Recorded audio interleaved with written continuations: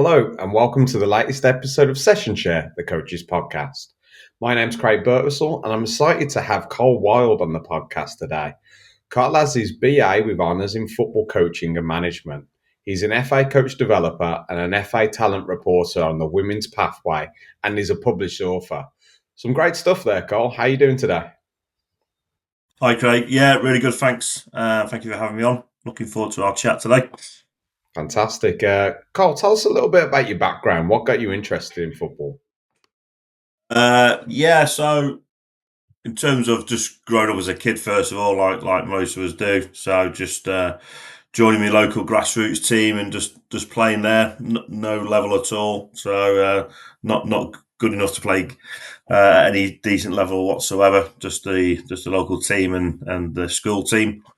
Um, and then as I got older, obviously quite a lot of us get into coaching the same way in terms of kids. So it was my son that came along first of all. He wanted to play, which was great. Went along, and after about a few weeks' time, they needed help and they needed some people to help run the team. So I volunteered just to make sure so he could carry on playing, obviously, and for him to go and enjoy himself. And from there, sort of got the bug of coaching, really, and that's where it really started to kick in. So enjoyed it. Just thought I'd dabble with a few coaching badges, just the lower ones at that stage, just to help myself really and help the team.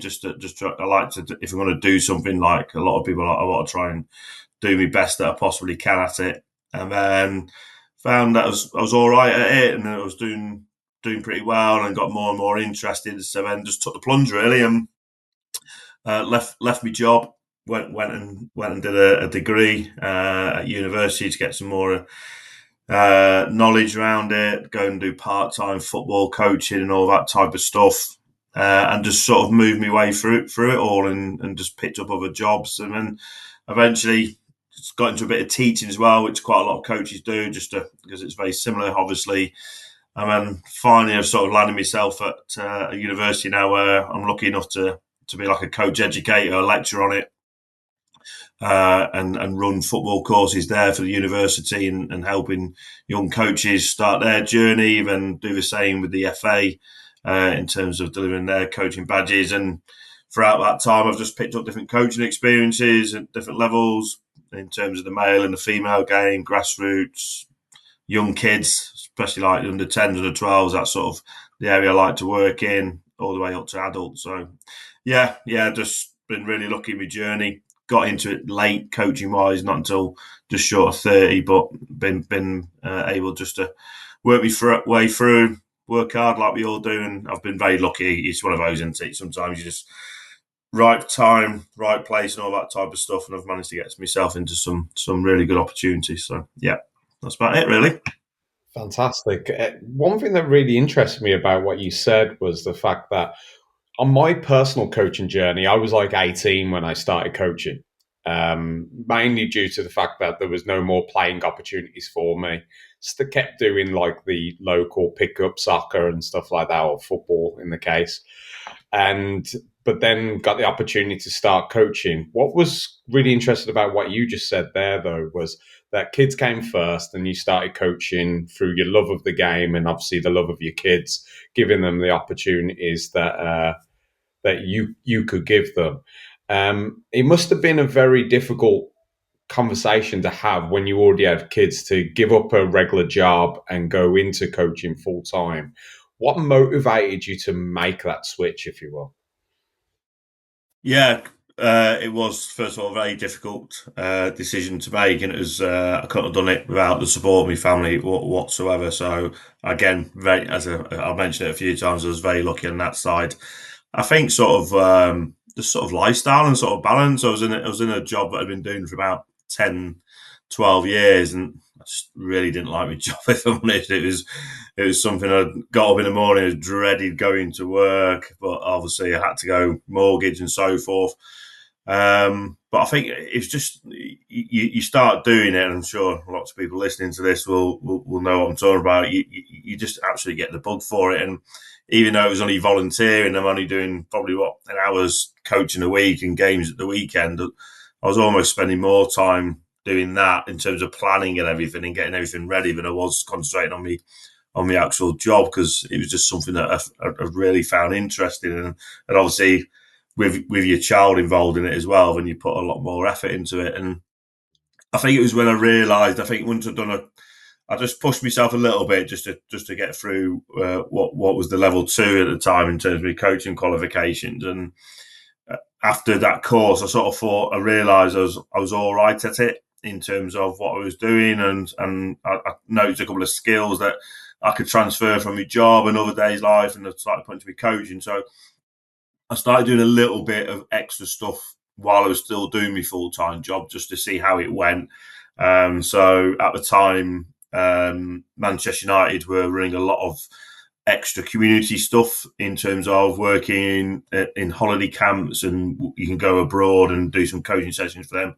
Well, again, lucky to get a job doing that. So I'd spent a couple of weeks over the summer doing some holiday camps with them and so forth. And again, it was going well, good feedback from some really experienced people and so forth. And it was one of those moments where you thought, if I'm going to do this, I'm going to have to do it now, because time's running out a little bit.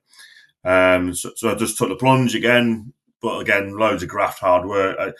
It was as if I had to take another job on while I was at university. So I was working nights, finishing work at 8 in the morning, sorting the kids out for school, and then straight into university, get back, try and get a few hours kip, and then start it all over again. So it was real graft for 2-3 years. But then obviously the rewards have been, I can't even describe how lucky I am now in terms of that time where you hated getting up in the morning to go and do your job. You're complete opposite now, where you're getting up with a bit of a spring in your step, and you just have to pinch yourself a few times just to realise where you are now in terms of how lucky you are in terms of the job. And that's why don't mind whatsoever jumping on things like this if I can help out other coaches in any way whatsoever with my experiences and sort of my mistakes that I've made across the years. If I can help in any way, I'll always give back, because again, I'm just one of those very lucky people who can do this full time. When I realise, there's thousands of people out there still doing it as a volunteer, and I always take my hat off to them, because it's such a graft for them. But so yeah, absolutely. Just a bit of luck again. Just one of those grab it while you can moments, and luckily it paid off, because if not, I'd still be doing that job I didn't like. It's funny though that you mentioned luck, because I've heard off a lot of people that it's really convenient that hardworking people are the most lucky at the end of the day. And it sounds like you worked really hard in order to make that switch. During that like transition period from like you becoming like a part-time coach, and for all the coaches that are listening, I have the uttermost respect for someone who can work 9 till 5 and then go out on the field. Like, I'm engulfed in the game every day. I work as an administrator during the day, as a director of coaching, and then I go on the field at night. And even I find that difficult to go from the office to the field. And even though my whole day is football, but I have the uttermost respect for people that are able to do both. It just shows how much passion and love that they have for the game in order to be able to do that. During that transition that you had, and basically now that you're a full-time coach with lots of qualifications, lots of experience in what you would consider a short time if you started after the age of 30, how has your philosophy changed? Where is your philosophy now in coaching? Yeah, I think first of all, like we all started off, we probably didn't even have a philosophy when I first started, in terms of, because you don't quite understand it, and then obviously your philosophy sort of develops over time when you start understanding stuff. And in my coach education role, I always say to coaches at the end of the day, if you don't know something, you don't know something. So it's changed mainly because of other people showing me stuff and changing my knowledge and changing my understanding and so forth. So the game's changed quite a bit in terms of coaching as well over that time. So that's all had a huge impact on me in terms of it. I understand now of it. It's very much about environment. I'm a huge one with environment, in terms of getting that environment right, in terms of for the kids, but in terms of the coaches as well. So probably the best example I can give is just recently. I've just finished about 6 months ago, but I ran the boys section at a semi-professional club over here in England for 3-4 years, and we had to get coaches in. So I had to get coaches in that could run the teams and so forth, because we were starting from scratch again. And the big thing for me was I wasn't too concerned over qualifications in terms of or experience or previous coaching, what they've done and so forth. I was more concerned about getting the right people in, because I knew if I got the right people in, they would be open to conversations. They would be open to developing themselves. They'll be open to going the extra mile in terms of whatever needs to be done for the kids and so forth. So I can work with people like that, rather than someone who may have really good experience, really good qualifications, but they're quite set in their ways and so forth, and want to do it in their own way, and just turning up to do the coaching for the sake of the coaching and then maybe leave it. So I think getting people's skills in and getting right people into these positions was really important at the time. So from that, I could then work with them. We could create environment, and basically just it's more about getting the kids turning up for training, then putting in situations where they can have fun, they can express themselves, they can challenge each other and so forth. And then it's just us as coaches sort of just then dropping little hints and tips in for them, rather than it being about us and us taking up most of the time and telling the kids what should be done and this is how it's done, etc. Really sort of fading in the background a little bit in terms of letting them have a real go themselves, and then just coming in at the right moments and picking the right moments to come in and work with them, and just giving those little hints at the right time to help them to just improve by, even if it's just 0.5% for that night or 1% for that night, and then building on that the following session and so forth. So, yeah, I think the real big change is just environment, getting it right for the kids, getting them something where they're really going to be able to not only enjoy themselves. That's obviously the main thing, but I hope all coaches do it for that reason. But where they can really challenge themselves and express themselves, and sort of almost be their own teacher in terms of the environment, and we're just there sort of to give them some extra little guidance when it's needed. Love that. A very player centric philosophy there. I really like that. We'll be back after a short message. Do you have a story to tell that the world needs to hear? Have you struggled with reaching new audiences who are engaged with your story? It might be time for you to start a podcast. Let me tell you about a platform we use here at Session Share. Zencastr makes it super easy to produce a high quality broadcast with 4K video recording from your phone and AI editing that automatically removes ums, ahs, you knows, and 22 other speech patterns. Zencastr makes it super easy to produce a podcast that sounds great. Ready to tell your story? Check out the link in the show description to learn more about Zencastr. Welcome back. We're going to go into a little bit more detail now, especially in coach education. Carl, what do you feel are the major issues with coach education? How can we improve in this area? Well, controversial question, first of all, Craig. I think the biggest one, first of all, I sort of talked about it a little bit earlier, is like people don't know someone if they don't know it at the end of the day. And I think actually reaching out and touching everyone and getting key messages across to the thousands and thousands of coaches across, just here in the UK and everywhere else in the world, in terms of giving up their time on a Saturday or a Sunday in the week. It's just supporting them first of all. So it's reaching out and getting key messages across and helping them understand what an important job they've got first of all, in terms of not only just in terms of the impact they have on these kids, in terms of nothing to do with football, just in terms of life and so forth, but also when it comes to football, keeping them involved in the game and making it something that's really enjoyable for them. So I think first of all, getting those messages across to so many people, I think it's really, really challenging. And then I think the second challenge we've got as coach educators is not everyone realises how complicated and hard coaching actually is.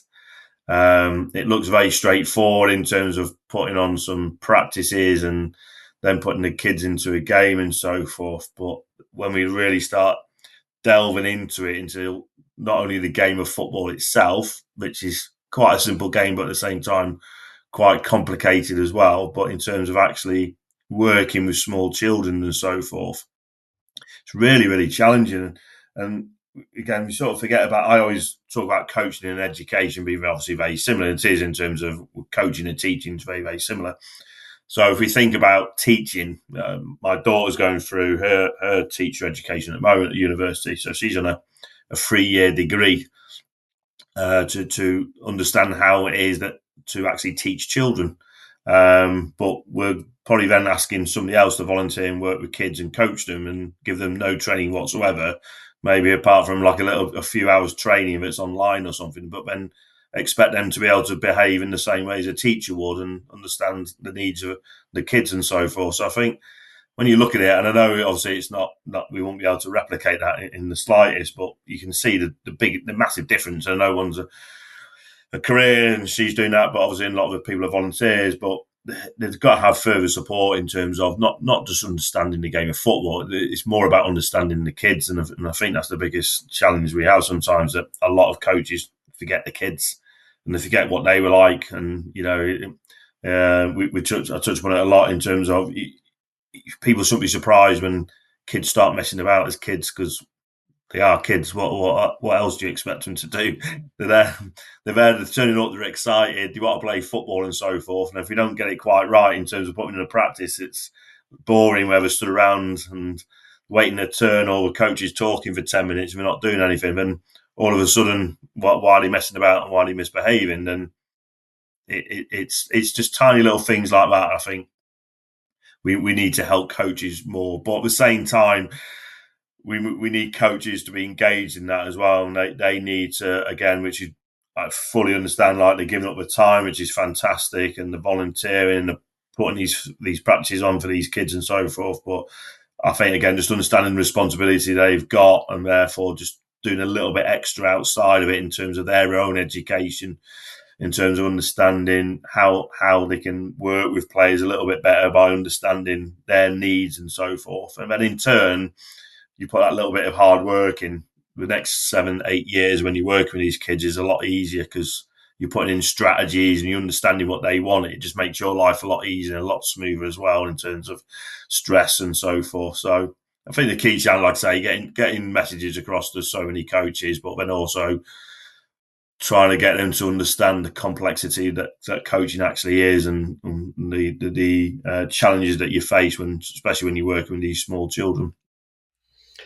Yeah. I will say straight away, I threw a hard ball at you. That was a tough question. And I've definitely got a lot of viewpoints in this. That's kind of the reason why I started Session Share, the YouTube channel, and then broadcasted it into a podcast. One of the things that I see is a major issue is the fact that we have these volunteer coaches that come out, were great, and some of them are extremely passionate and want to get better. And I can talk mainly for the American platform because that's where I've spent most of my coaching career. But over here, for example, we have these licenses that are ridiculously expensive. So if this isn't your full-time job, I don't know how you justify spending that sort of money on those. We also have a license pathway that goes up like this. I've been fortunate enough to do all my licenses out from A down.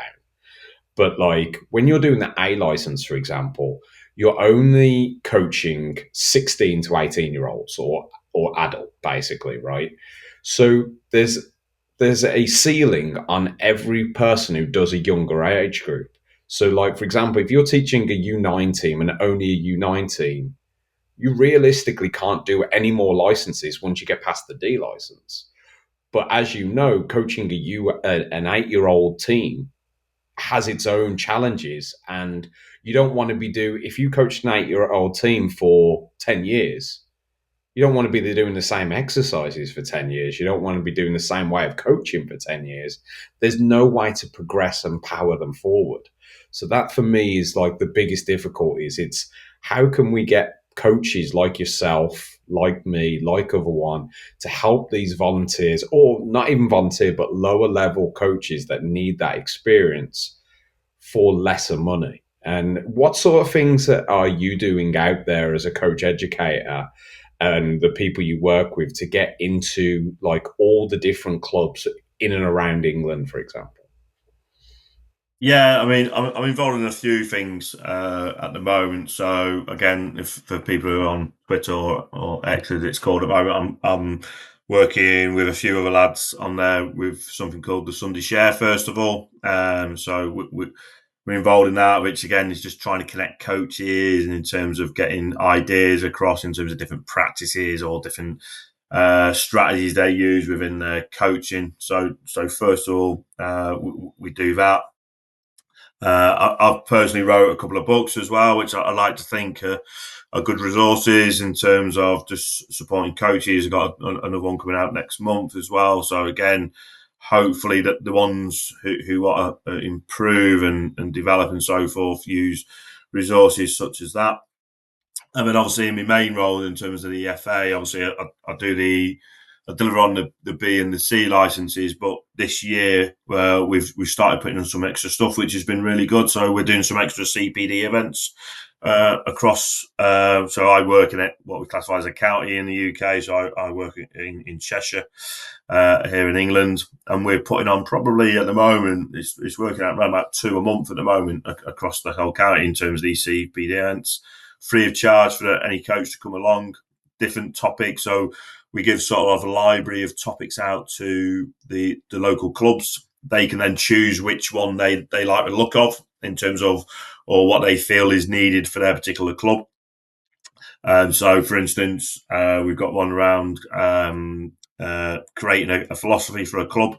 Or creating a training curriculum or training program for a club. So we're delivering a couple of them in a few weeks' time. We've got another one where again we have the first qualification here in England is level 1 or introduction to coaching football, and that goes then onto a C license. So we've got a sort of a bridging the gap sort of one as well, so they can sort of have an idea of what it looks like on the C license to give them an idea whether it's the right course for them in terms of whether they think that that'd be a good idea for them to progress on. So they're going down really well at the moment as well. We get a really good amount of coaches coming along, again, get to interact with each other. We try and do a couple of hours in the classroom, but then we get out on the pitch as well to try. I think that's really important. Talking about it's great and discussing what it could look like, but then coaches really want to see it, don't they? See it materialise, put it in context. We get some local teams in, so it's kids that we're using as well, rather than trying to do it with adults. And I think that they're going down really well at the moment. So I think things like that, I think CPD, small snippet events are definitely a real benefit to coaches in terms of that. And then at university, we put on extra stuff for the students as well. So we've got some really good coach educators at the university I work at.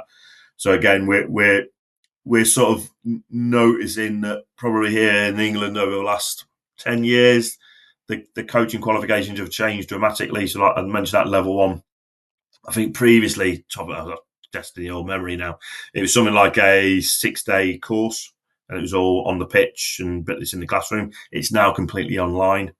The level 2 was 10 days and we came out and visited the learners a couple of times in their own environment. It's now down to 6 days and it's sort of an in-house sort of assessment sort of criteria. So we're noticing that obviously the education we were lucky to get at the time, they're probably not getting the same level in terms of the amount they're getting. So we're putting on extra sort of in-house courses as well that the students can engage in alongside their main degree.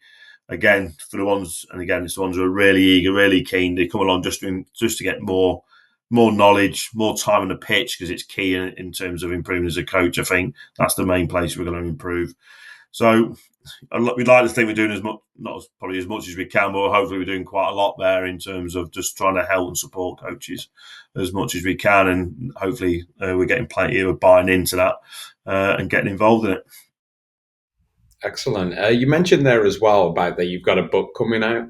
Can you tell us a little bit about like what the book's about and how that can help coaches?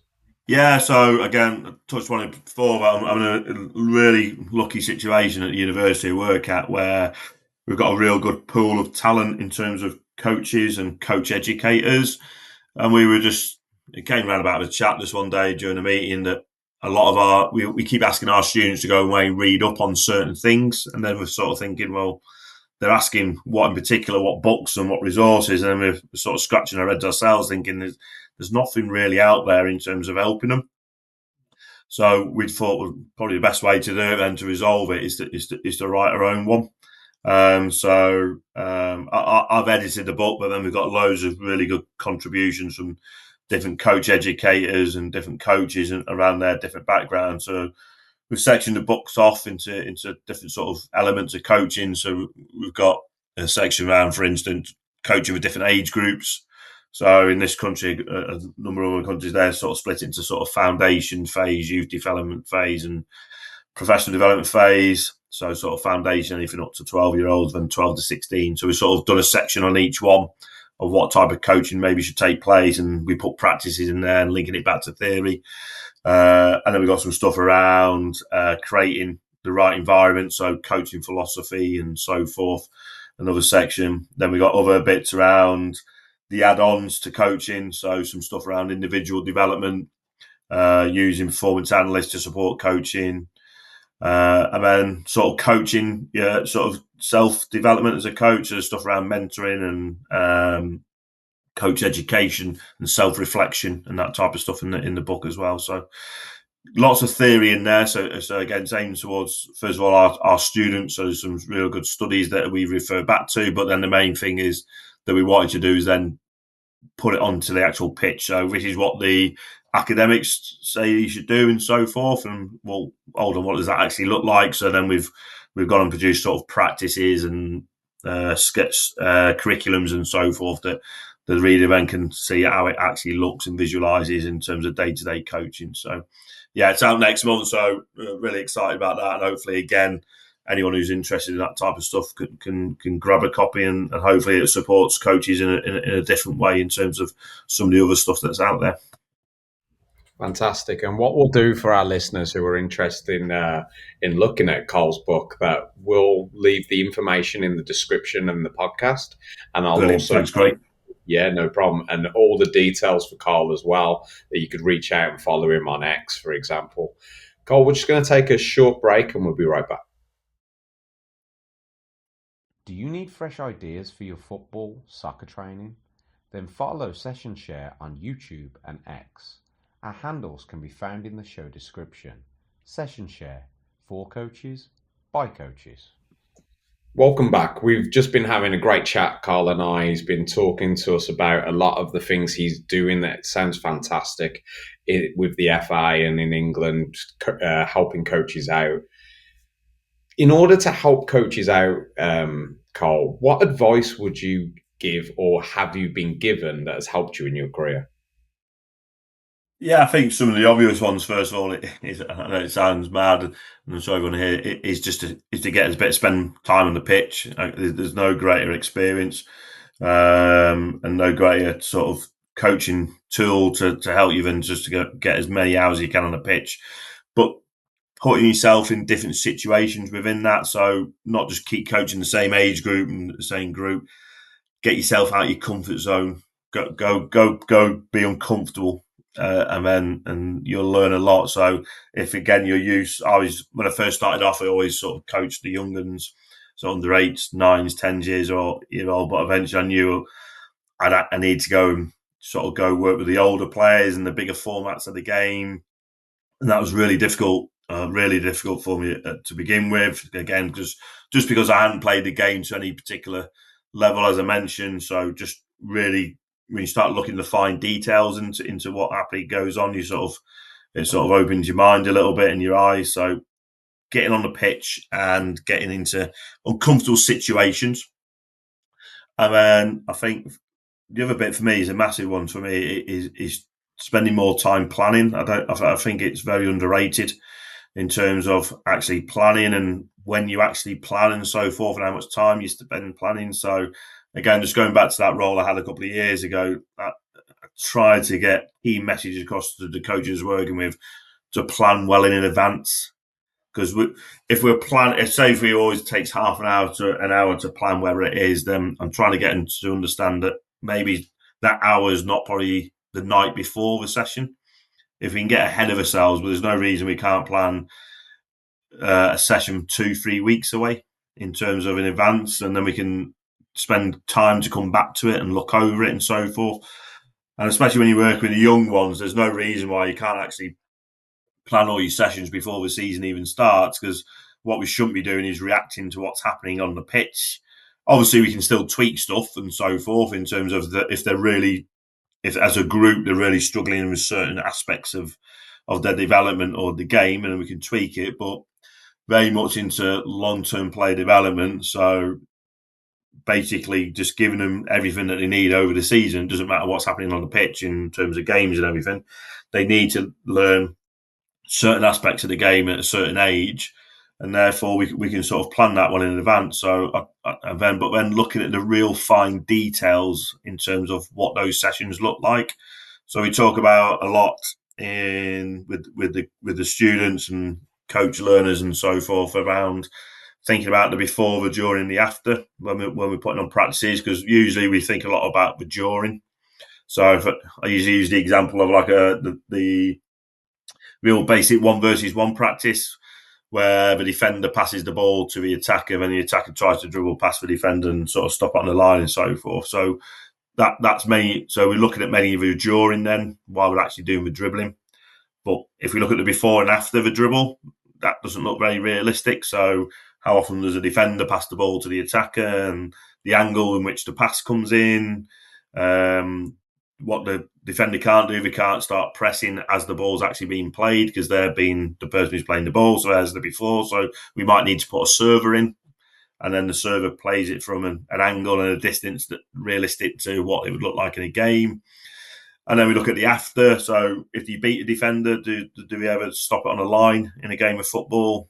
No, we don't. So what actions do they do? So it might just be get past the defender and then pass it into like a target area, or it might be a cross, or it might be a shot. So when we start looking at it again in terms of planning, we can do some really good stuff with it and quite creative with it and really replicate the game in terms of what it looks like. And it goes back to putting those plays in that environment then of what it looks like in a game, and then you start problem solving in terms of, right, I've got to get past the player, but I've also got to get past the player and get me pass off afterwards as well, because that's what's going to happen in a game. So two biggest bits of advice to me is get on the pitch, get yourself in some uncomfortable positions, and spend more time planning and really take care of your planning and really think about your planning and go back over it and make sure it's absolutely spot on in terms of, is that the best possible practice that you can come up with for that particular moment and for those players. So that'd be the main two for me.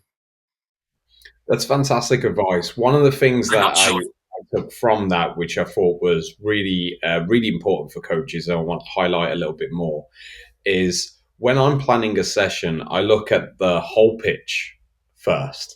And then all I do is then, depending on my topic, I then start to narrow the pitch down until I get to where that topic relates. Because so many coaches will teach dribbling, and there'll be no field markings to encourage where they're dribbling. And then as soon as the game hits, they're shouting at an 8-year-old kid for dribbling inside their own 18-yard box and stuff like that. So I do think when you narrow it down and then try and make it realistic there, because like, as you say, a left winger dribbles a lot differently to a fullback or a centre back and so on. So narrowing it down, making it realistic. I 100% agree in the 1v1. I've done it myself. I've seen other coaches do it where it's just so simple to pass the ball and just do a 1v1. And in your head, it doesn't seem to make any distance, but you're now encouraging a player to pass a ball to the opposition, which you certainly don't want to do. You're starting with a dead ball that you don't usually do. You're stopping it on a line, which you don't usually do. So I completely get that. And one of the exercises I did not too recently ago was the fact that it starts as a 1v1 with two small pug nets, like on either side. And one player is actually literally trying to shoot, but you tell them the ball cannot leave the ground, so it's not going too hard. So then the other defender has to first block the shot, and then it becomes a 1v1. And now, because the idea then is, because blocking a shot as opposed to receiving a pass is a very different technique. And the Absolutely. ball will bounce off that player and become like a 50-50 from time to time, which is also realistic in the 1v1 environment. So when you start, as you just said there, analyzing the given situation and able to break it down and give that opportunity to make it as realistic as possible, it's fantastic advice. 100% agree with that. Yeah, we do something quite similar in terms of that first bit that you talked about there, Craig. In terms of we advise sort of coaches, if you can, sort of stop that, think about the game and stop it in the moment of when it's about to happen. So that dribble, and then you can almost sort of like get a picture frame and drop the picture frame on top of that moment. So then look at the spaces that are happening, look at which players are involved within that moment, how many players, what are they trying to do in terms of the dribble and so forth. And then just basically that's your practice almost in terms of the area size. And then the other, just to bring it up, just because you mentioned it there, in terms of the way you sort of start that dribble, which I think is a really nice idea of doing, is that again we sort of forget about. We did some research done recently. We showed it our students in terms of how possession starts, and it was something around about, in terms of a study that took place over a tournament. It was something around about 70% of possession comes from transition. So, i.e., winning the ball off the opposition, whether it's an intercept or a tackle. So, but most of the time, and again, I'm just like yourself, I'm guilty with all these things as well. And this is where I'm learning. We always start with a sort of a set ball in terms of this is how the practice starts, but that's literally probably 15-20% of the game in terms of a goal kick or a free kick. Most of the time you start off by actually winning it off the opposition. So therefore, that's then telling us the importance of transition within practices.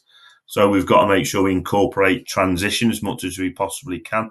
So this is when I mentioned before about football being a real simple game, but at the same time, when you start digging deep into it, it's actually quite complicated. And this is where, again, coaches, if you don't know it, you don't know it at the end of the day. And this is where we sort of need to try and support and help them as much as we can with just get them to think about things like that. And then if they can, then they're going to be in an even better position than hopefully what they already are.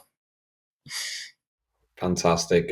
Cole, I've had such a great time with this chat, and I love to leave our coaches with one last question.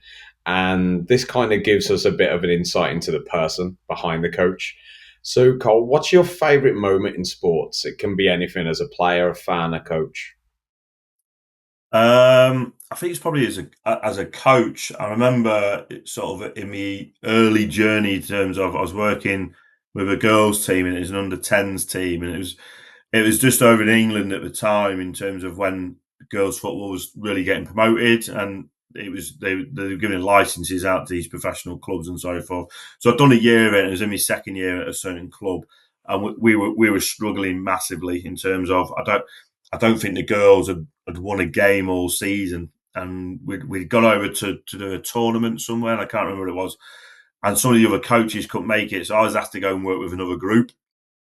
So I went off and worked with another group and so forth, and my sort of group of girls were off on another pitch and playing games, and then halfway through, I think it was the last game of the tournament, halfway through, all of a sudden, all my team came legging over and were just jumping up and down on me while I was trying to and it turned out they'd won the game.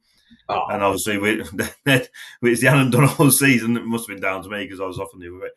But the happiness they got from it, and again, we've sort of forgotten. I'm a huge, again, nothing should be about winning football in terms of young kids. It's all about development for me. But at the same time, you've got to understand they want to win. So that, and the joy they get that from. So I'm never going to go to a game of football with 9 or 10-year-olds in terms of not trying to win a game of football. But that's down to them, because they're going to try and win. But for my focus, it's about developing them and making sure they're enjoying it and so forth. But to share that moment, the way they came over, just to tell me they won, and that's all they wanted to tell me, and to see the happiness they got, and because they worked so hard all that season, and they never stopped trying and developing, and hard work and rewards. And it was just one of those moments again, because I was still in that sort of moment whether to go full time with it or not. And I think tiny little details like that, and I thought it was such a great moment for them. And I was might have almost brought a tear to my eye, but I'm not that type of person. But yeah, it stands out. Like say, for that to come straight to my memory when you ask that question, I think that sort of puts where it was in terms of how much of a moment it was. So yeah, I think possibly that, mate. That's awesome as well, because it's, even though it was about the win, it's the connection you had with that group. Absolutely. Yeah, that's exactly it. Getting that connection and them like being so happy and you being that happy for them. So that is fantastic, and that's the exact reason why I asked that question. It always leaves us realizing that we do have a fantastic job. It is a great thing to do, and the bonds that we create with these players can last for a lifetime. So Cole, that's about it for today's episode of Session Share, the Coaches Podcast. Thank you so much for joining us. No, thanks for having me, mate. You're welcome. Be sure to get in touch across all our socials to offer your opinion on all that we've discussed. You can find our social media platform we use in the podcast description, as well as we'll put Cole Wild's details of his own and where you can purchase his books. This has been Session Share, the Coaches Podcast. Thank you for listening, and thank you as always for coaching the beautiful game.